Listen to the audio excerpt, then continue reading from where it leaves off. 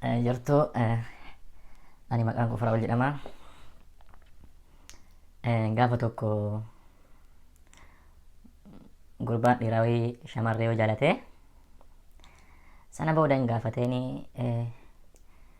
isheen ammoo tole jechuuf hin dandeenye yeroof sababni isaa inni diqqoo suusii adda addaa keessa waan jiruuf haraqee waan dhuguuf caatii kanneen jimaa kanneen waan qamamuufi kanaaf isheen tole jechuun hin dandeenye gaaf tokko ammoo dhaqee gaafateeni achiin bareedduu koo ani si jaaladha lakki natti heerumii ittiin jedhe sana booda Ana amma akkanatti yoo sitti heerume abbaan kan koo nan dhiisu.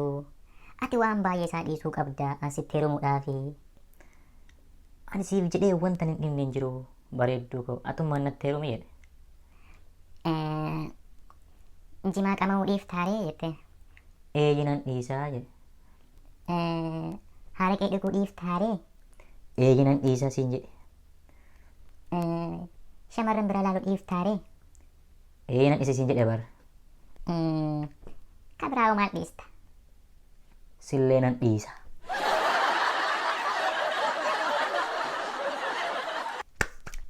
Kan biraa ammoo barsiisaa fi barataa turanii barsiisaan barataa gaafii gaafata ture. Sana booda herreega maatisiidha. Barumsa herreegaati. Gaafichi akkas ture mee mucaa nana ati ol kaa'ime jedhee mucaa daree keessa ol kaase sana booda gaafii gaafate.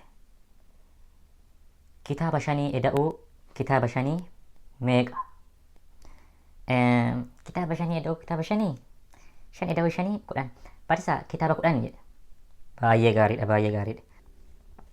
Atama gurbaachi aantu summee ol ka'ee gaafiin kan keessa gaafii akka isaatii waa'ee kitaabaati waan ta'eef ni dhageeffadhu gaafii kan. Kitaaba 48 eda'uu kitaaba 20 eda'uu kitaaba 7 waliigala kitaabota meeqa? Barsiisa ana gaafii salphaa gaafattani. Deebiinsa mana kuusaa kitaabaati.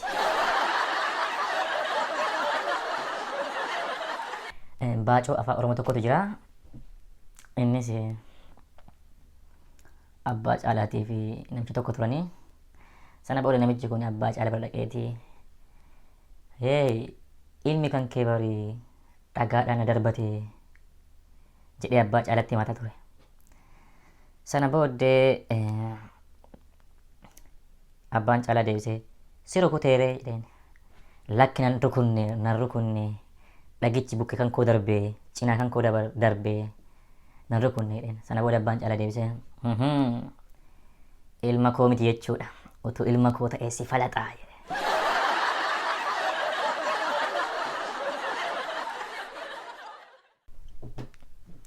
Hamma yeroo biraa qoosaa biraatii walitti deebinutti nagatti tura. Yuutuubii kana ammoo sabiskiraayib godhaatii achirratti nu eegaa. Yeroo gaarii.